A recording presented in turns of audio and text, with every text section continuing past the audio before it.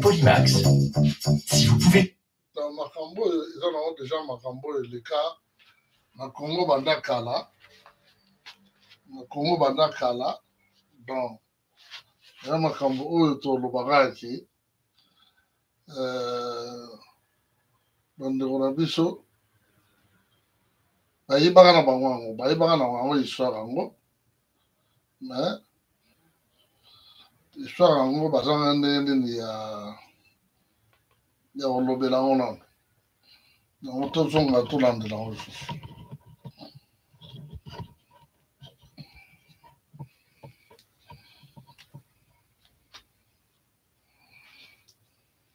En 1994, le Zaïre accueille 2 millions de réfugiés rwandais suite au génocide.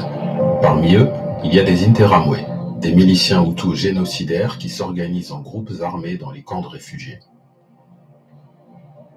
Les Tutsis du Kivu, marginalisés par l'État zaïrois, sont attaqués dans leur village par les réfugiés hutus. Ils fuient par milliers vers le Rwanda où ils sont accueillis dans des camps. D'autres prennent les armes et forment une coalition pilotée par le Rwanda et l'Ouganda. Laurent Désiré Kabila est placé à la tête de cette rébellion réunissant miliciens Banyamulenge, opposants, armée nationale ougandaise et bien sûr rwandaise. L'AFDL, l'Alliance des forces démocratiques de libération, traverse le Zaïre d'est en ouest jusqu'à Kinshasa. Sur son chemin, l'armée rwandaise lance des raids contre les camps de réfugiés hutus et massacre des civils. Mobutu fuit le Zaïre pour le Maroc. C'est la naissance de la République démocratique du Congo que Kabila dirige avec ses alliés rwandais jusqu'en juillet 1998, où il ordonne le départ des troupes ougandaises et rwandaises du Congo. Cette décision déclenche des manifestations anti-Tutsi dans certaines villes du pays, et le 2 août 1998 à Goma, les Tutsis du Congo créent un groupe armé soutenu par l'Ouganda et le Rwanda. Cette rébellion, qu'on appellera plus tard le RCD, Rassemblement congolais pour la démocratie, prend part à la Deuxième Guerre du Congo qui, par le jeu des alliances, impliquera une dizaine d'États africains. Parmi ces États, certains soutiennent d'autres rébellions congolaises, comme l'Ouganda avec le MLC. Le conflit entraîne le déploiement en février 2000 de 6000 casques bleus de la MONUC, la mission des Nations Unies au Congo, qui fournit un appui logistique à l'armée congolaise. Nous sommes dans un tel chaos qu'en juin 2000, les armées rwandaises et ougandaises s'affrontent à Kisangani, causant des centaines de morts congolais non armés. Cette guerre entre deux forces étrangères qu'on appellera la guerre des 6 jours symbolise la crainte d'une balkanisation du pays, son morcellement et l'annexion des provinces de l'Est par l'Ouganda et le Rwanda. Comme en 1996 sous Mobutu, les Tutsis se sentent menacés au Congo et souhaitent le départ de Kabila.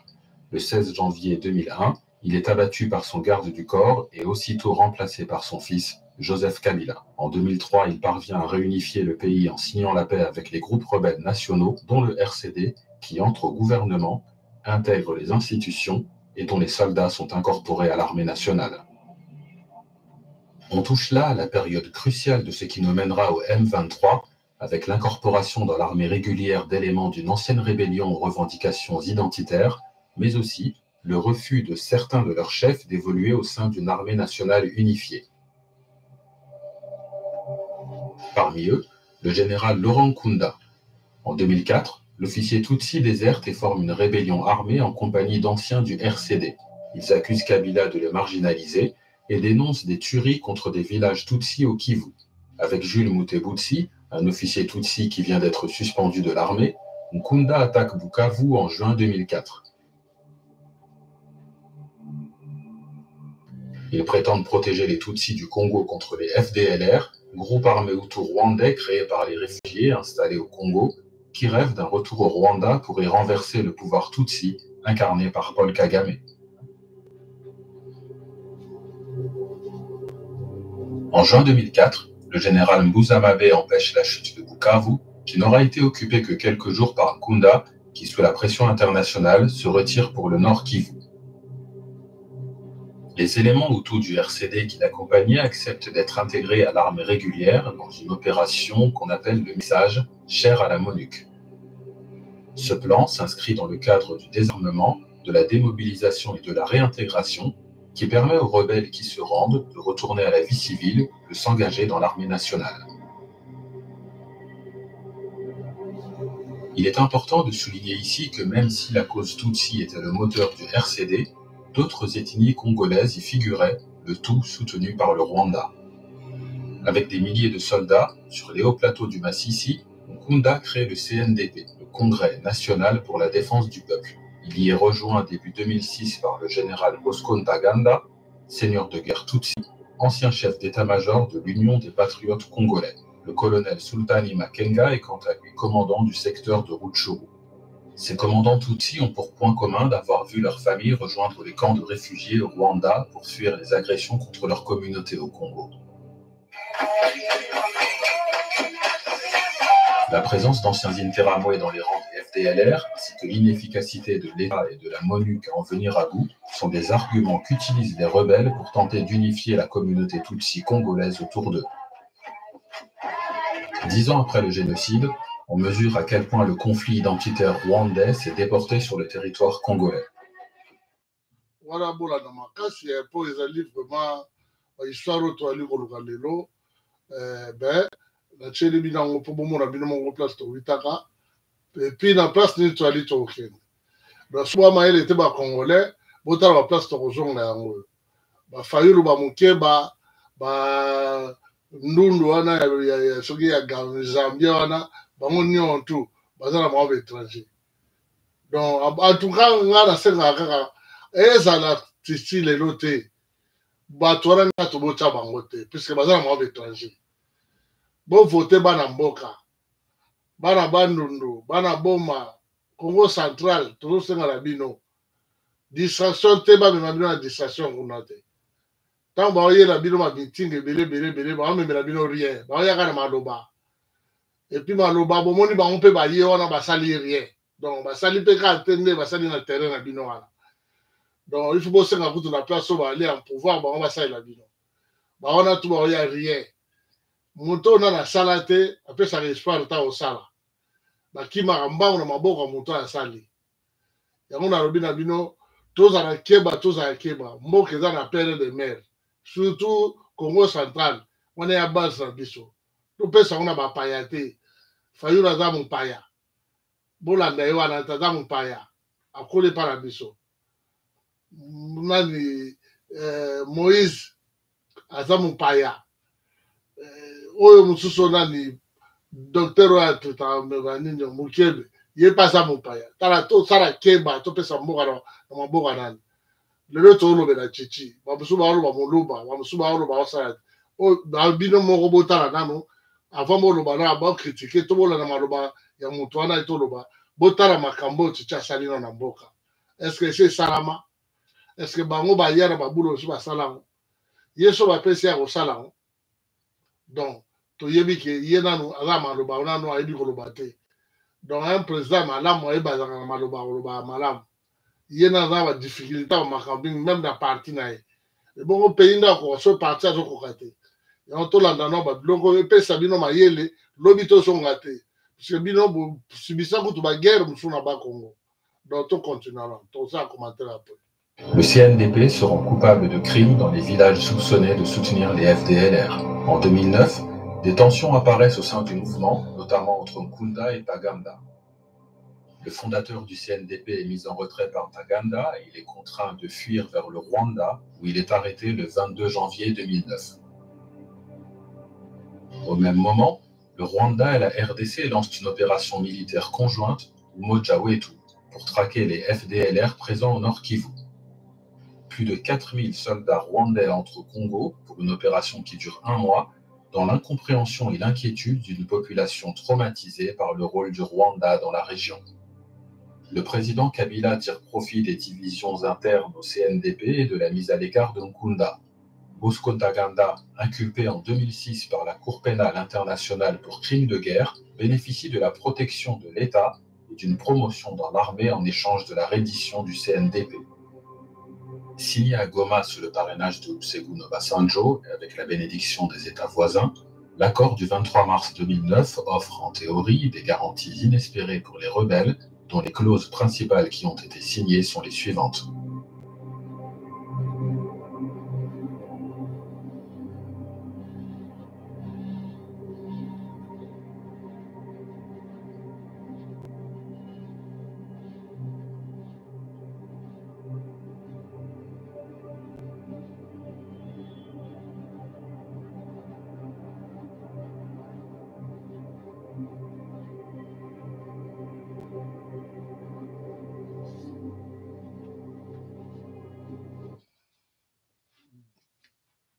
Soto oloba makambo oyo ezaka potolakisa bino ke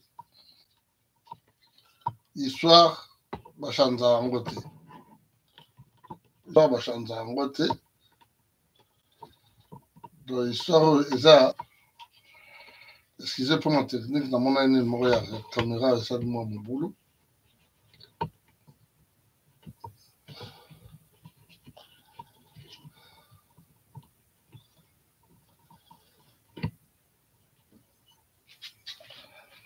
Bana mboka oyo eza ba histoire ya solo solo ezosengaka ke tofungola miso bongola meso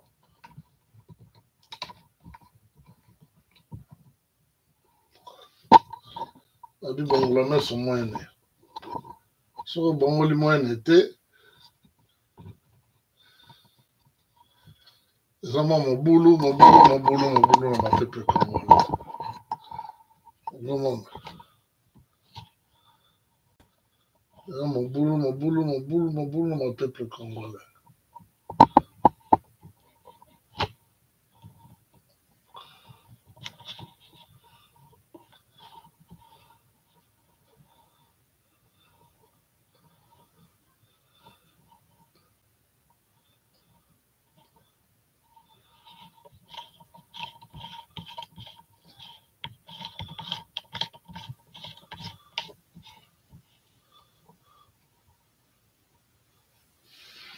Donc, excusez pour la technique. Là, c'est une cuisine pour grands. Donc, ezali makambo yo, tozoloba yango mingi po ezaka ke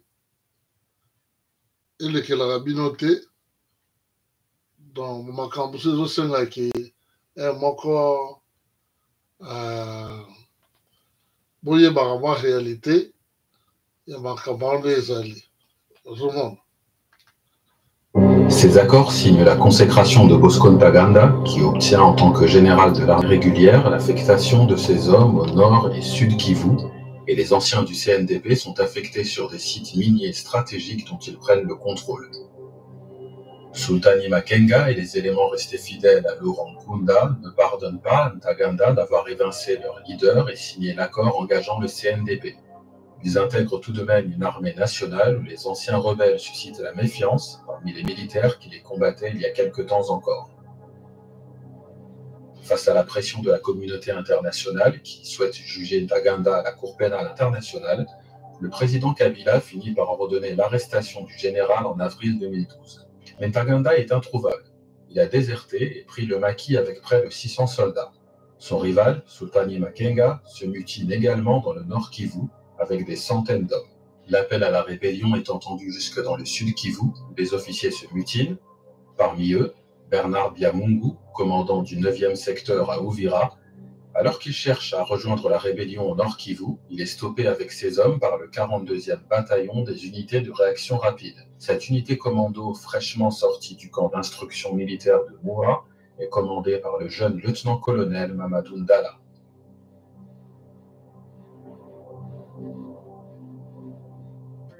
Le 6 mai 2012, les rebelles se déclarent ouvertement et se présentent sous le nom du mouvement du 23 mars, M23, en référence aux accords du 23 mars 2009, non respectés selon eux. La branche politique du mouvement est présidée par Jean-Marie Roniga, réputé proche de Ntaganda, alors que Sultani Makenga est le commandant militaire de la rébellion. En fuite, Taganda est sous la pression du gouvernement, mais aussi des hommes de Makenga. Il est important de rappeler ici que tous les groupes rebelles impliqués dans la Deuxième Guerre du Congo ont été amnistiés et font partie intégrante de l'échiquier politique congolais en 2012. Les accords du 23 mars prévoyaient un sort similaire pour le CNDP, dont les liens persistants avec le Rwanda ont, entre autres motifs, toujours suscité la méfiance de l'État. Avec le soutien du Rwanda, qui lui fournit des soldats et de la logistique, mais également en recrutant dans les camps de réfugiés et au sein de la jeunesse du Nord Kivu, le M23 s'installe dans le territoire de Rutshuru avec un effectif d'environ 2000 éléments. En juillet 2012, les rebelles humilient les FARDC en prenant la ville de Bunagana, frontalière de l'Ouganda, un pays vers lequel se replient 2 bataillons de l'armée congolaise qui ont fui les combats. La débâcle coûte son poste au général vainqueur Mayala, commandant de la 8e région militaire, et remplacé par le général Lucien Baouma, qui devient le nouveau commandant au Nord Kivu. Au mois de novembre 2012, les forces du M23 pénètrent dans Goma, capitale du Nord Kivu.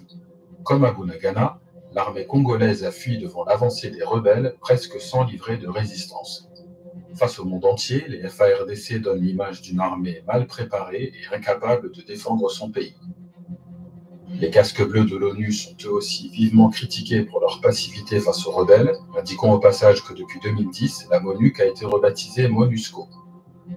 Si la mission de l'ONU en République démocratique du Congo est pointée du doigt par les chancelleries occidentales, c'est parce qu'elle compte au moment de la chute de Goma 19 109 personnes en uniforme dans le pays et dispose d'un budget de 1,4 milliard de dollars pour la période courant du 1er juillet 2012 au 30 juin 2013. 1600 casques bleus étaient présents à Goma lors de l'entrée du M23. Pourquoi une telle passivité alors que la résolution 2025 les autorisait à intervenir ?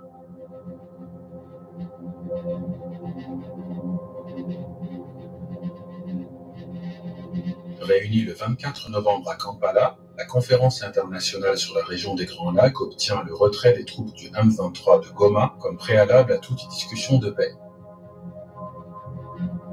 Pour Joseph Kabila et pour le chef d'état-major général des FARDC, le général Didier Etumba, si Goma a pu tomber sans résistance, c'est du fait de la présence de traîtres parmi les officiers des FARDC présents dans ce secteur qui ont donné des ordres contraires à leurs unités.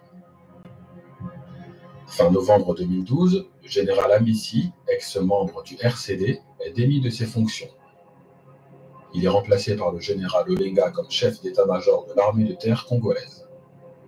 En février 2013, les officiers qui opèrent au Nord Kivu sont tous rappelés à Kinshasa dans le cadre d'un séminaire.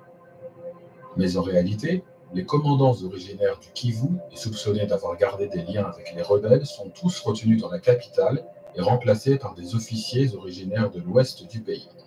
Mamadou Ndala est fait colonel. Il dirige la brigade commando en charge de la défense de la ville de Goma.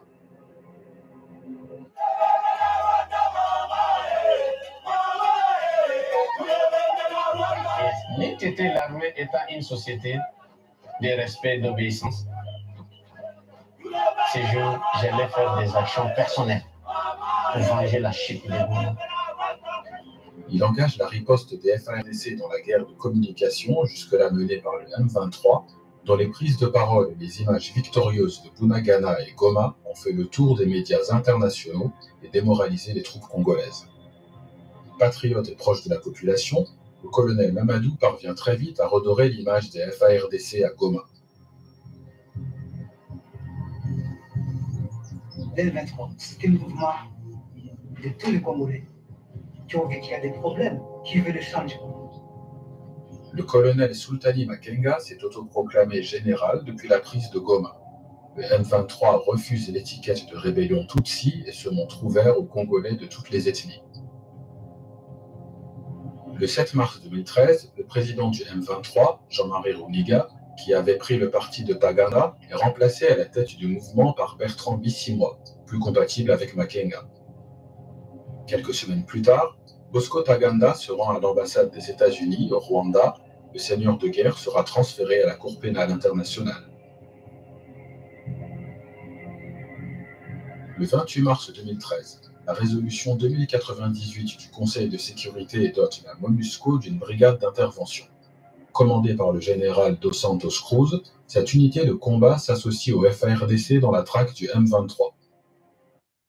En été 2013, les combats reprennent à l'avantage de l'État congolais qui déloge le M23 du nord de Goma en poursuivant son offensive en territoire de Rutshuru jusqu'au territoire de Nyiragongo.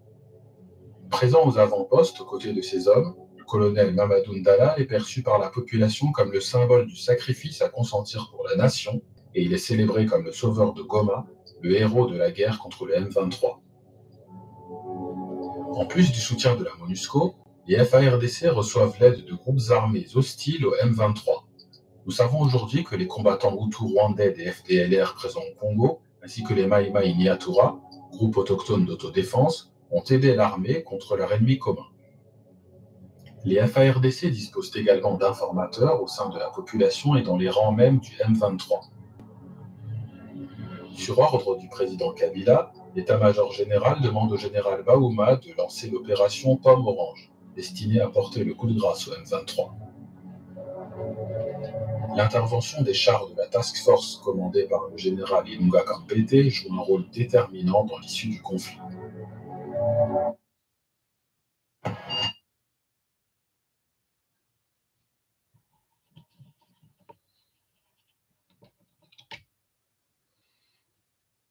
Dans makambo oyo osengaka ifu toyebelaka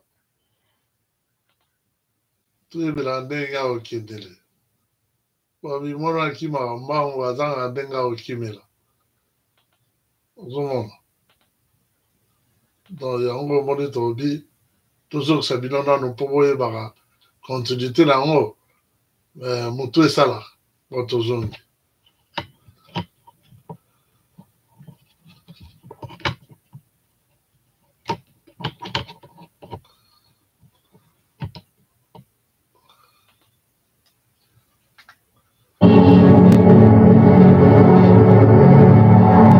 Débandade, les commandants du M23 fuient en Ouganda et au Rwanda. Leurs commandants sont protégés. Le 30 octobre, l'armée et la MONUSCO récupèrent Bunagana et délogent les derniers combattants du M23. C'est finalement le 5 novembre 2013 que le M23 capitule et annonce mettre fin à sa rébellion. Au Congo, pour la première fois depuis la chute de Mobutu, l'armée parvient à vaincre une rébellion sur le terrain. Le général Lucien Baouma et le colonel Mamadou Ndala sont érigés en héros de cette guerre contre le M23. Ils prendront part à l'opération Soukola 1, prévue pour traquer tous les groupes armés à partir de janvier 2014. Le 12 décembre 2013, à Nairobi, l'État congolais et le M23 signent une déclaration dans laquelle le M23 renonce officiellement à la lutte armée et met fin à sa rébellion, alors que l'État congolais s'engage pour sa part à adopter une loi d'amnistie générale, sauf pour les personnes accusées de crimes contre l'humanité, génocide ou violences sexuelles. La RDC s'engage enfin à démobiliser et réinsérer les anciens rebelles dans la société en refusant toute intégration dans les rangs de l'armée nationale.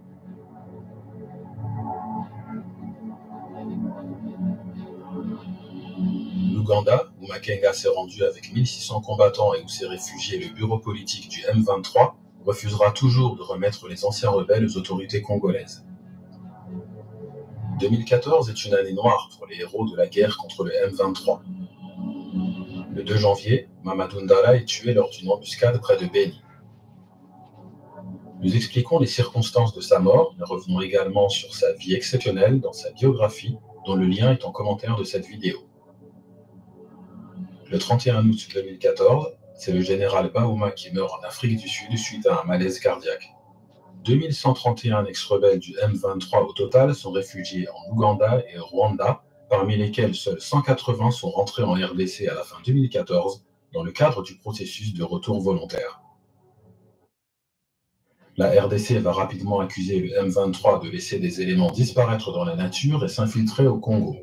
L'ancienne rébellion dénonce pour sa part le non-respect de la déclaration de Nairobi et la non-application des mesures d'amnistie promises. En décembre 2016, des manifestations éclatent à travers le Congo contre le maintien au pouvoir de Kabila au-delà de la limite de ses 2 mandats présidentiels permis par la Constitution. Au moins 62 manifestants sont tués, d'après Human Rights Watch, qui établira par la suite le recrutement de 200 anciens combattants du M23 rapatriés du Rwanda et d'Ouganda par le pouvoir congolais pour aider à réprimer les manifestations.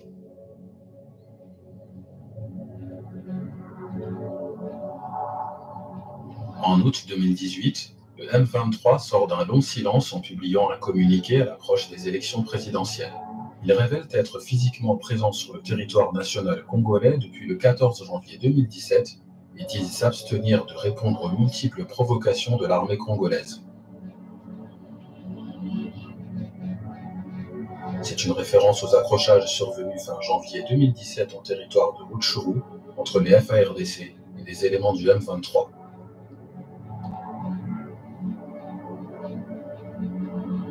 Lorsqu'il accède au pouvoir en janvier 2019, Félix Tshisekedi souhaite engager un nouveau départ avec le Rwanda.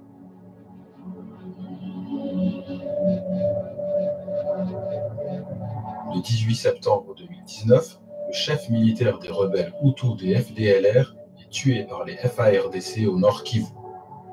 Sa mort est saluée par le Rwanda, qui mène en 2020 des opérations conjointes secrètes avec les FARDC contre les FDLR en territoire congolais. Au mois de juillet, le M23 s'indigne d'être soupçonné de soutenir d'autres mouvements armés en Ituri et appelle à nouveau l'État à rapatrier ses ex-combattants cantonnés en Ouganda et Rwanda et à la mise en œuvre rapide des engagements de Nairobi. Plus proche de nous désormais, en mai 2021, le président Tshisekedi décrète l'état de siège au Nord Kivu et en Ituri, où sévissent depuis des années des groupes armés ultra-violents tels que les ADF, récemment affiliés à l'État islamique en Afrique centrale, ou encore la Codeco, un groupe de miliciens impliqués dans les guerres interethniques de l'Ituri. Les deux provinces sont confiées à des gouverneurs militaires, le général Constant Ndima au Nord Kivu et le général Johnny Luboya Nkashama en Ituri. Paradoxalement, c'est en cette période de surmilitarisation de l'Est de la République démocratique du Congo que les positions des FARDC sont attaquées la nuit du 7 au 8 novembre à Tchanzu et Runyoni. L'armée accuse le Rwanda d'avoir laissé des éléments du M23 traverser la frontière pour commettre l'attaque. Fin novembre 2021, l'armée ougandaise entame une mission de coopération militaire avec les FARDC. La cible numéro 1 de cette opération conjointe, les ADF, groupe armé d'origine ougandaise actif à Beni et en Ituri.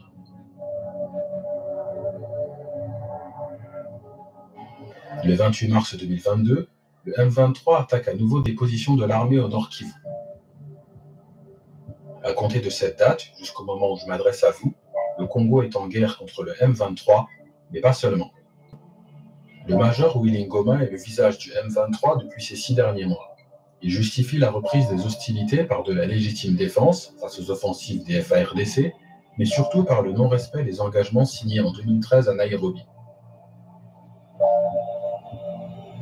Du côté de l'État congolais, le corps politique et l'armée, surpris par la puissance de feu du M23, ont rapidement établi l'implication du Rwanda dans le conflit avec un soutien physique et matériel apporté à la rébellion. Au mois de mai, la RDC décide d'appliquer des mesures conservatoires à l'encontre du Rwanda en interdisant son territoire à la compagnie aérienne Rwandair et en convoquant l'ambassadeur rwandais.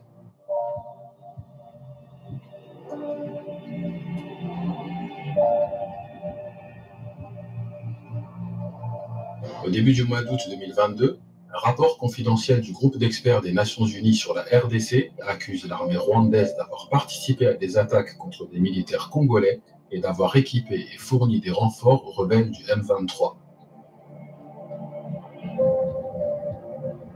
Étant donné que le conflit est toujours en cours et qu'il y a des développements quotidiens, nous, on va s'arrêter là dans notre récit en espérant avoir pu vous éclairer un peu sur les origines profondes du M23 et ses revendications.